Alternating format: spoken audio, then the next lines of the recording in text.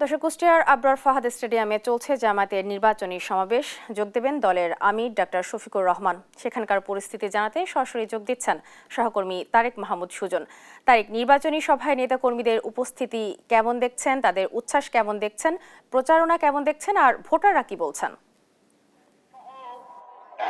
নির্বাচনী প্রচারণার আজ পঞ্চম দিন এবং আজ কুষ্টিয়া জেলার মাধ্যমে দেশের দক্ষিণ পশ্চিমাঞ্চলের 4টি জেলার নির্বাচনী জনসভায় অংশ নেবেন জামাত আমির ডাক্তার শফিকুর রহমান।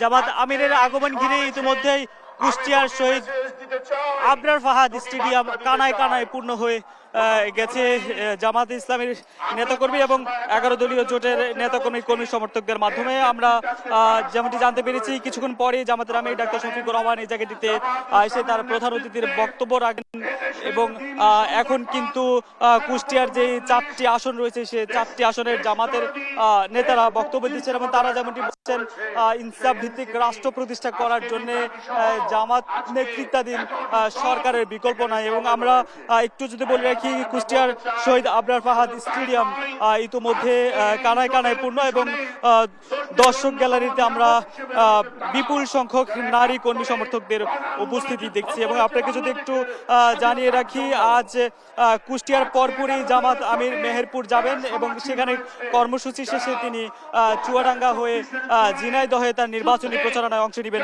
এবং এই 4টি জেলায় আজ কর্মসূচি শেষে আগামীকাল খুলনা, যশোর, সাতক্ষীরা, বাগেরহাট এই 4টি জেলায় তার নির্বাচনী প্রচারণা চালাবেন এবং এই পুরো 2 দিনে 8টি জেলায় তার সঙ্গে সফর সঙ্গী হিসেবে থাকবেন জামাতের সেক্রেটারি জেনারেল মিয়া গোলাম পরোয়ার।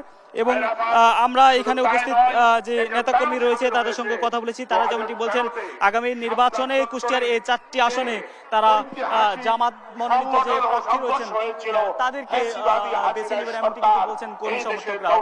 তো এই ছিল কুষ্টিয়ার শহীদ আবরার ফাহাদ স্টেডিয়াম থেকে জামাতের নির্বাচনী প্রচারণা সম্পর্কে আমার কাছে সবশেষ।